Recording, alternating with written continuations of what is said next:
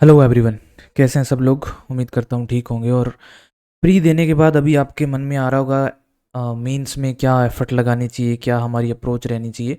2 minute में आपको दो तीन बातें बताऊंगा, बस उन पे आप फोकस करेंगे तो आपको कोई दिक्कत आने वाली है ही नहीं। कंप्यूटर टाइपिंग सारी चीज़ें बता दूंगा, क्या सोर्स आपको फॉलो करनी चाहिए क्या नहीं। तो कंप्लीट स्ट्रैटेजी का वीडियो है ये, आपको इसके अलावा कुछ भी देखने की ज़रूरत ही नहीं पड़ेगी। ठीक है, आपको यहाँ एकदम परफेक्टली तरीके से हर चीज़ समझ में आ जाएगी। ओके, चलिए स्टार्ट करते हैं अपन। एक आपको ये तो पता होगा कि मैथ्स रीजनिंग के कितने क्वेश्चन आते हैं, ये आपको पता होगा। मैथ्स, रीजनिंग, इंग्लिश और जीके, ये हमारे 4 सब्जेक्ट होते हैं। मैथ के 30 क्वेश्चन आते हैं। वो 3 नंबर का एक क्वेश्चन है, 90 नंबर का पूरा मैथ का सेक्शन हो गया। उसके बाद में रीजनिंग के भी 30 आते हैं, इंग्लिश के 45 आते हैं और जीके के हमारे आते हैं 25। तो इन सबको मिला के 130 क्वेश्चन आते हैं। वो 390 नंबर के होते हैं। 3 नंबर का एक क्वेश्चन है। ठीक है, कंप्यूटर जो है, कंप्यूटर के जो है वो 20 क्वेश्चन आते हैं और गुणा 3 करेंगे तो ये भी 60 नंबर के हैं। पर ये क्वालिफाइंग नेचर है, इनके नंबर नहीं जोड़ेंगे। एक बाद में टाइपिंग है, इसके भी एक क्वालिफाइंग नेचर है। ये क्वालिफाइंग नेचर है। इसको आपके जो फाइनल मार्क्स होंगे उसमें काउंट नहीं किया जाएगा। अब आपके दिमाग में आ रहा होगा कहाँ से पढ़ें, तो आपने जहाँ से प्री पढ़ा है, प्री में आपने जो मैथ्स, रीजनिंग, जीके, इंग्लिश जहाँ से पढ़ा है वहाँ से ही आपने उन्हीं शीटों को बार बार करना है। कोई मैं इन सब्जेक्ट में मेंस के लिए एक्स्ट्रा एफर्ट मारने की ज़रूरत नहीं है। आपको ये बात ना थोड़ी सी अभी समझ में नहीं आएगी अगर आपने कम से कम एक मेंस कभी दे रखा हो, जैसे पिछली बार वाला या 2022 वाला कोई भी एक मेंस आपने दे रखा होगा। तो ये बात आपको समझ में आएगी कि मेंस डिफ़िकल्ट नहीं होता, सेम टू सेम प्री के जैसा ही मेंस होता है। वहाँ पे जो 30 क्वेश्चन मैथ्स के आएंगे, 30 में से 25 क्वेश्चन तो वही आएंगे जो आप प्री में करते रहते हैं। प्री में आप जो प्रैक्टिस करते रहते हैं वही आएंगे। 5 क्वेश्चन थोड़े से वो घुमा के पूछता है, उनके लिए मैं आपको बताऊंगा अभी क्या करना है। तो आपने मैथ्स, रीजनिंग, जीके, इंग्लिश जहाँ से प्री में पढ़ा है वही सेम टू सेम आपको रिवाइज करते रहना है। इसके अलावा आपने एफर्ट नहीं मारने हैं, नहीं मारने एफर्ट। आपको क्या करना है, मैथमेटिक्स से शुरुआत करता हूँ मैं। मैथमेटिक्स में आपके 2 टॉपिक ऐड हुए हैं, नए टॉपिक ऐड होंगे मेंस के अंदर। एक तो प्रोबेबिलिटी होगा और स्टैटिस्टिक होगा एक।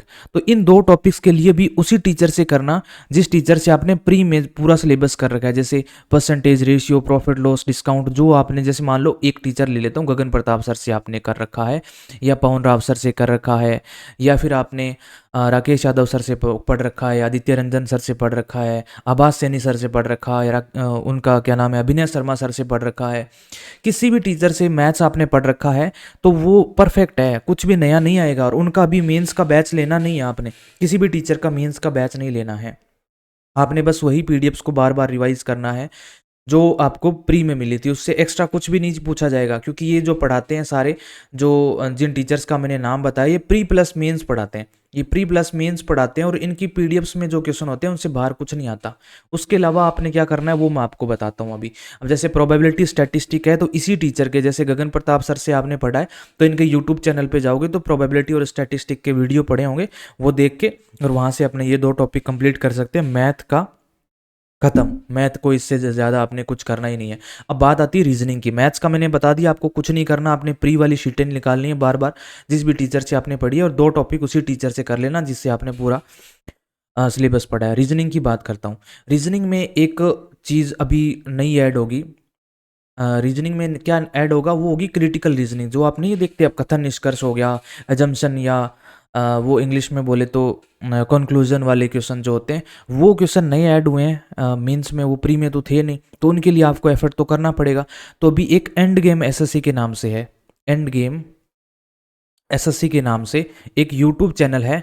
वहाँ पे जाके इनके 3-4 वीडियोज़ होंगे, वो देख लेना। उसके बाद में वो जो प्रैक्टिस करवाई वो कर लेना। फिर बाद में इन क्वेश्चंस की, जो एनालिटिकल वाले रीजनिंग के क्वेश्चन ना, इनकी क्वेश्चन की पीडीएफ जो है वो मैं आपको देता रहूँगा मेरे टेलीग्राम ज्वाइन पे, टेलीग्राम ग्रुप पे अगर आप ज्वाइन कर लेंगे तो मैं इनकी जो क्रिटिकल रीजनिंग है इनकी पीडीएफ्स प्रोवाइड करा दूँगा। कोई भी टीचर पढ़ा रहा होगा, जैसे पीयूष वार्ष्णेय सर है अपने बैच में पढ़ा रहे हैं, तो मैं कहीं से कबाड़ के वो पीडीएफ जो आपको दे दूंगा। तो आपको मैक्सिमम क्वेश्चंस इनके प्रैक्टिस करने, उससे क्या होगा कि आपकी समझ डेवलप होगी। इसमें ये सेम पैसेज की तरह ही होते हैं, कॉम्प्रिहेंशन की तरह होते हैं। रीजनिंग का कॉम्प्रिहेंशन है, ये क्रिटिकल रीजनिंग है ना, ये रीजनिंग का कॉम्प्रिहेंशन की तरह है। जैसे इंग्लिश का कॉम्प्रिहेंशन होता है, उसमें पैसेज वगैरह की रीडिंग अच्छी होनी चाहिए, तो वैसे ही क्रिटिकल रीजनिंग में आपकी रीडिंग अच्छी होनी चाहिए और आपकी समझ जो है, आपकी जो डिसीजन मेकिंग पावर है वो भी अच्छी होनी चाहिए, ठीक है। तो वो आपकी प्रैक्टिस से ही बढ़ेगी। तो रीजनिंग का ये काम हो गया। बाकी रीजनिंग, क्रिटिकल रीजनिंग के अलावा जो रीजनिंग है वो सेम प्री वाली है। प्री में आपने जिस भी टीचर से पढ़ रखा है वो शीटें निकालते रहो, जो आपने पहले सोर्स किए हैं वो करते रहो। मेरे कहने का मतलब है कि जीरो से बिल्कुल भी शुरुआत मत करना। अभी जीरो से लेके आप 100 तक नहीं पहुंच सकते इस 2.5 महीनों में। आपने जो करा है 100% कर रखा है, उसी को बार बार बार बार बार बार रिवाइज करते रहो, बार बार, ठीक है। रीजनिंग का हो गया। उसके बाद में बात करते हैं अपन, उसके बाद में जीके की बात करते हैं, ठीक है। तो जीके में क्या करोगे, जीके में आपको मैंने यही सेम चीज़ जो मैथ्स रीजनिंग में बताई है, वही सेम जीके में आपने जिस भी टीचर से पढ़ रखा हो, जैसे किसी ने परमार सर से पढ़ रखा है, ठीक है, किसी ने करियर विल से कोई बैच लेके वो अभिषेक सुमन सर वाला वो वहाँ से पढ़ रखा है, किसी ने खान सर से पढ़ रखा है, जिस भी टीचर से आपने पढ़ रखा है। अभी मैं बिल्कुल भी रिकमेंड नहीं करूँगा कि आपने अगर खान सर से पढ़ रखा है, किसी से भी पढ़ रखा है, परमार सर से पढ़ लो, नहीं भाई। अगर आपने खान सर से पढ़ रखा है तो उन्हीं की पीडीएफ्स जो आपको मिली हैं उनको बार बार रिवाइज करते रहो, क्योंकि कुछ भी चीज़ नहीं है, पॉलिटी की कोई भी चीज़ नई नहीं पूछ ली जाएगी मेंस के अंदर। मेंस में आपको कुछ भी नया नहीं पूछ लिया जाएगा, ठीक है। वही चीज़ें रहने वाली है सेम, जिस भी टीचर से आपने पढ़ा है वो करते रहो। हाँ, एक परमार सर की निट्टो सीरीज चलती है, वो सैटरडे संडे आप देख सकते हो, उसके लिए तो ज़्यादा टाइम आपका लगने वाला है नहीं, वो देख सकते हो आप किसी भी टीचर से पढ़ते हो। बाकी जीके आपने जितना किया है, जीके में क्या होता है, ज्योग्राफी होती है, हिस्ट्री होती है, पॉलिटी होती है, साइंस होती है, इकोनॉमिक्स होती है, स्टैटिक जीके होती है, करंट होती है। तो ये चीज़ें आपने करंट को छोड़ के, ये चीज़ें जो जिस भी टीचर से आपने प्री में पढ़ा है बस उसको रिवाइज करते रहो, और कुछ भी आपको करने की ज़रूरत नहीं। इसके अलावा एक काम आप कर सकते हो, आपके पास एक स्टैंडर्ड बुक होनी चाहिए। भाई आपने जैसे परमार सर से पढ़ा, आपको क्या पता परमार सर सही पढ़ा रहे हैं नहीं पढ़ा रहे, पीवाईक्यू तो आ ही रहे हैं, क्या पता कोई नया क्वेश्चन पूछ ले, तो वो कोर्स पूरा करवा रहे हैं नहीं करवा रहे। तो आप अभी 1 महीने तक तो इसको कुछ भी नहीं छेड़ना। स्टैंडर्ड बुक जो आपकी है अभी तो आप रिवीजन करते रहो। एक ल्यूसेंट के नाम से आती है, एक स्टैंडर्ड बुक आपके पास होनी चाहिए जीके की भाई, क्योंकि जीके में फैक्ट जो हैं वो क्या पता, कई बार जैसे पॉलिटी पढ़ा रहे हैं परमार सर ने कोई चीज़ पढ़ाई आपको, और उसमें जैसे उन्होंने आर्टिकल पढ़ाया, कोई भी आर्टिकल, वैसे अब मैं बताऊंगा तो आप बोलोगे नहीं सर ये तो सर ने पढ़ाया हुआ है। जैसे कोई भी आर्टिकल पढ़ाया, उसमें ये 6 चीज़ें थी, उन्होंने 4 करवा दी और 2 रह गई उनसे, और वहीं से क्वेश्चन बन गया, और वो ल्यूसेंट में दी गई है, क्योंकि ये स्टैंडर्ड बुक है। स्टैंडर्ड बुक में तो 6 के 6 दिए होंगे।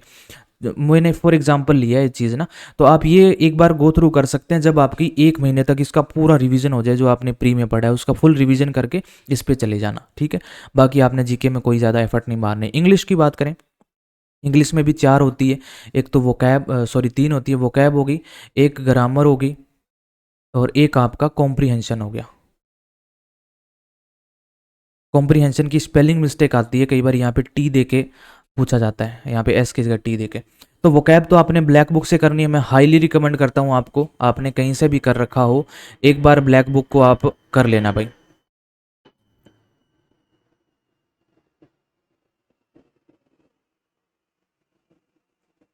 फ्लाइट जा रही है ऊपर से, ऐसा लग रहा है एकदम नीचे से जा रही है भाई। यहीं से पास में ही है ना जयपुर का सांगानेर एयरपोर्ट, पास में से निकलती है, ऐसा लगता है कि भाई ऊपर गिरेगी।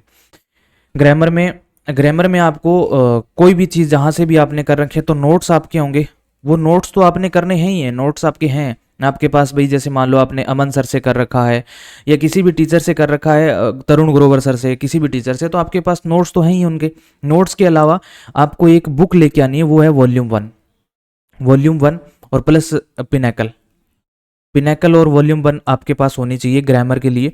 वॉल्यूम 1 से क्या करना है आपने, टॉपिक वाइज जैसे उसमें टेंस आपने चैप्टर उठा लिया, एक दिन में तो उसकी थ्योरी पढ़ दी, यानी उसके रूल्स वगैरह पढ़ दिए, एक दिन में उसके 50 क्वेश्चन दिए हुए हैं वो लगा दिए, तो 15-20 दिन में तो आप 15-20 या हाँ 20 एक दिन में आप इसको कंप्लीट कर लोगे। नीतू मैम वाली बुक को, वॉल्यूम 1 को कंप्लीट कर लोगे। उसके बाद पिनैकल में मिक्स क्वेश्चन की प्रैक्टिस करो, बस दैट्स इट। ग्रामर में और कुछ करना ही नहीं है। और बहुत सारी पीडीएफ्स आपको मार्केट में दिखेगी, ये भी कर लूँ, ये भी कर लूँ, ये भी कर लूँ, उतने चक्कर में पढ़ोगे, इतनी ग्रामर है ही नहीं, इतनी वैल्यू ही नहीं ग्रामर की अभी मेंस में। 25 क्वेश्चन तो आपके सीधे ये कॉम्प्रिहेंशन लिए बैठा है, और ग्राम बाद में 20 है, 20 में वोकैब और ग्रामर दोनों है, वोकैब के भी हैं ग्रामर के भी हैं, तो इतने कोई ज़्यादा एफर्ट मारने की ज़रूरत नहीं है, लेकिन ये 2 एफर्ट मारने पड़ेंगे। अपने नोट्स जो आपने बना रखे हैं वो पढ़ने हैं बार बार, वॉल्यूम 1 जरूर है करना, ज़रूरी है करना, और पिनैकल भी करनी है, ठीक है। कॉम्प्रिहेंशन में आज से ही, अभी से इस वीडियो को देखने के बाद में 1 घंटा न्यूज़पेपर पढ़ना स्टार्ट कर दो। न्यूज़पेपर अगर आप पहले से पढ़ रहे हैं तो बढ़िया बात है, अगर नहीं पढ़ रहे हैं तो ये रोज़ाना पढ़ना स्टार्ट कर दो। न्यूज़पेपर पढ़ना बहुत ज़रूरी है। इसके अलावा न्यूज़पेपर पढ़ने के अलावा एक चीज़ आप और कर सकते हैं यहाँ पे, वो क्या है, वो ये है कि आप एक मॉक टेस्ट लगा सकते हैं। मॉक टेस्ट आपको कहाँ से लगाना है, इंग्लिश के लिए बता रहा हूँ, ये 45 मिनट्स मिलेंगे, 45 क्वेश्चन मिलेंगे। एक इंग्लिश माध्यम के नाम से आता है, इंग्लिश माध्यम के नाम से ऐप है, उसमें 90 के आसपास मॉक पड़े हैं। ये मॉक आप लगा सकते हैं, एक मॉक डेली लगाओ इंग्लिश का 45 में, क्योंकि इसमें कोई सीखने वाली चीज़ नहीं है। ग्रामर आपने कर रखी है, वोकैब आपने कर रखी है, कॉम्प्रिहेंशन धीरे धीरे करते जा रहे हो। मैथ का मॉक तो मैं आपको अभी रिकमेंड नहीं करूँगा, अभी लगाओ। 10-15 दिन अपने पूरे सिलेबस को रिवाइज करो, सारे टॉपिक्स को निकालो, percentage, ratio, profit loss, discount, time and work, speed and distance, सारा अलजेब्रा, ट्रिग्नोमेट्री, मेंसुरेशन सब निकाल के एक एक बारी उसके 15-20 दिन में निकाल दोगे अपनी जो भी शीटें आपके पास जो सर ने प्री में दी थी। उसके बाद आप मैथ्स रीजनिंग का मॉक लगा सकते हो। 10-15 दिन बाद मैथ्स रीजनिंग का मॉक स्टार्ट करना। अभी इंग्लिश वाला मॉक आप डे 1 से स्टार्ट कर सकते हो, 45 क्वेश्चंस का है ये, ठीक है। तो ये इंग्लिश माध्यम के नाम से है, इनकी ऐप भी है, जाके वहाँ से ले सकते हो। तो ये आपको करना है, 2 चीज़ें करनी है। मैंने कॉम्प्रिहेंशन में 2 ही बताई, एक तो मैंने कहा कि एक न्यूज़पेपर डेली पढ़ना है, दूसरा ये मॉक लगाना है। ये मॉक में कॉम्प्रिहेंशन की ज़्यादा प्रैक्टिस होगी आपकी, ग्रामर की तो यहाँ भी हो रही है, सब जगह हो रही है, दोनों जगह हो रही है। एक तो नीतू मैम की बुक में भी हो रही है, पिनैकल में भी हो रही है, वोकैब की आपकी ब्लैक बुक में हो रही है, लेकिन कॉम्प्रिहेंशन की प्रैक्टिस आपकी ये आपके मॉक में ज़्यादा होगी, ठीक है भाई। उसके अलावा अब आपकी बात आती है कंप्यूटर एंड टाइपिंग के। तो कंप्यूटर एंड टाइपिंग आप अगर बेस्ट करना चाहते हैं, अभी मुझे बेस्ट चाहिए, सबसे बेस्ट, तो कंप्यूटर के एक टीचर हैं अरोड़ा एजुकेटर के नाम से, अरोड़ा एजुकेटर के नाम से, अरोड़ा एजुकेटर के नाम से टीचर हैं। और वो उनकी प्लेलिस्ट भी है, उनकी प्लेलिस्ट है, यूट्यूब पे जाके देखोगे तो उनकी प्लेलिस्ट मिल जाएगी, अरोड़ा एजुकेटर के नाम से ही है। इनका नाम है सचिन अरोड़ा, सचिन अरोड़ा इनका नाम है, सचिन सर कह सकते हैं इनका नाम है। तो वहाँ से जाके आप कंप्यूटर कंप्लीट करो, कंप्यूटर को हल्के मत लेना, वो लास्ट में जाके आपको परेशान कर सकता है भाई। अरोड़ा एजुकेटर के नाम से है, मैं हाईली रिकमेंड यही करूँगा कि इनकी ऐप पे जाके बैच परचेज कर लो। उससे क्या होगा, उनकी जो पीडीएफ्स हैं वो भी मिल जाएंगी आपको, हालांकि वो डाउनलोड तो नहीं होती वहाँ से, बट हाँ मिल जाएंगी। वहाँ पे आपको परचेज करोगे 500 के आसपास रुपए का है ये परचेज कर लोगे। तो कोई और परचेज करने के लिए कोई चीज़ तो मैंने बोला ही नहीं, सिर्फ यही चीज़ परचेज करने के लिए बोला है। टाइपिंग के लिए ये कर लो भाई, ये जो करवाएंगे ना परफेक्ट है, सीजीएल मेंस के लिए लाते हैं ये, और द बेस्ट है ये, इससे बेस्ट कुछ नहीं मिलेगा आपको कंप्यूटर में तो। और टाइपिंग के लिए आप एक काम करो, एक तो सबसे पहले तो अगर आपको टाइपिंग बिल्कुल भी नहीं आते, कुछ बच्चे ऐसे जिन्होंने पिछली बार वाला मेंस दिया था या फिर सीएचएसएल मेंस देते रहते हैं वो, तो उनकी टाइपिंग थोड़ी ठीक है, तो वो तो सीधा पॉइंट नंबर 2 पे जाएंगे। और जिनको टाइपिंग का बिल्कुल भी नॉलेज नहीं है वो सोनी टाइपिंग डाउनलोड कर लेना भाई, सोनी टाइपिंग डाउनलोड कर लेना।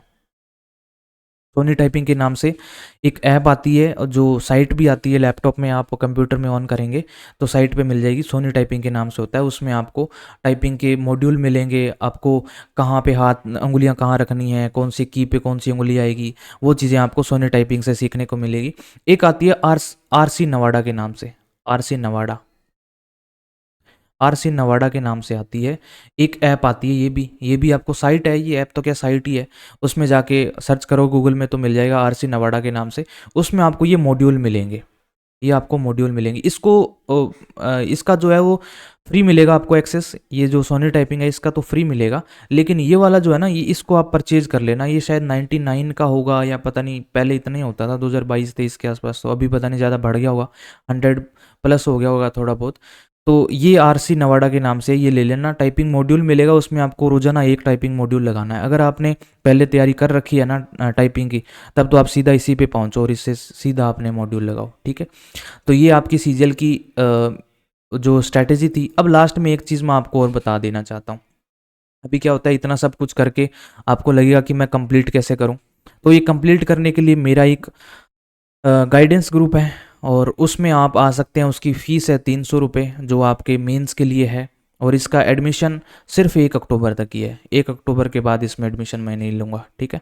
1 अक्टूबर तक ही इसका एडमिशन है, इसके बाद नहीं लूँगा क्योंकि मेंस में टाइम चाहिए होता है। आप 10 अक्टूबर को 15 अक्टूबर को आके कह देंगे कि आ जाओ एडमिशन ले लो, मैं ले तो लूँगा, मेरे तो कोई वो नहीं है, 300 रुपये आ ही रहे हैं, बट आपका उसमें लॉस है। आप फिर मुझे बाद बाद में बोलोगे कि भाई ये वाला मुझसे हुआ नहीं, ये सिलेबस मेरा नहीं हुआ, ये वो नहीं हुआ, वो तो वो चीज़ें मैं भी सुनना नहीं पसंद करता, और टाइमली सब चीज़ें होनी चाहिए। तो 1 अक्टूबर तक आप अगर आ सकते हैं तो इस ग्रुप में आ सकते हैं। आपको इसमें आना कैसे है, आपको जो इसका डिस्क्रिप्शन है वीडियो का, उसमें एक मेरी टेलीग्राम आईडी मिलेगी।